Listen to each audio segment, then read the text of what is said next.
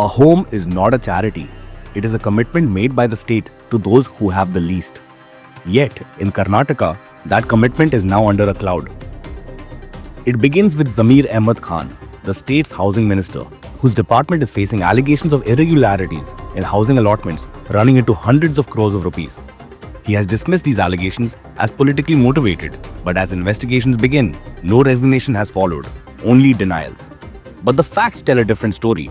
The Karnataka Lokayukta conducts a raid on IAS officer Sarfaraz Khan, Director of Cooperative Audit, Department of Corporation, who is now serving as Private Secretary to Housing and Minority Welfare, Zamir Ahmed Khan. 14 crore in cash surfaces.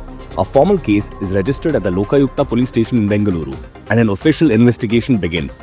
And at this point, the story stops being abstract, because when a 14 crore amount is found with a private secretary in a housing department, the question is no longer political, it becomes practical. Who was this money meant for, and who was it meant to reach? CM Siddaramaiah, the Karnataka Congress leadership? And is Zamir Ahmed only the face appearing on the surface, while the real oversight and decisions rest at the top? And this is where the picture becomes even clearer, because in a system where the minister denies wrongdoing, the aide hoards cash, and accountability appears to stop short of the top, certain questions naturally arise. The QR code may show one name, but does the money stop there, or does it move upward, toward power, toward protection, towards the Congress establishment led by Siddaramaiah, and further towards the Congress High Command, toward Rahul Gandhi? And when a leader who speaks so often about transparency and moral politics chooses silence after 14 crores is recovered from within his party's own system, what is the country meant to conclude?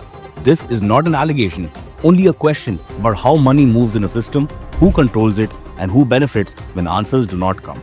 Although not directly related to this raid, both Sarfaraz Khan and Zamir Ahmed have been embroiled in controversies before.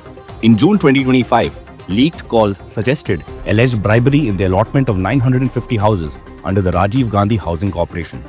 Sarfaraz also faced allegations of fund irregularities in the Karnataka State Hajj Committee. This is not the only time controversies have arisen under Congress leadership in Karnataka.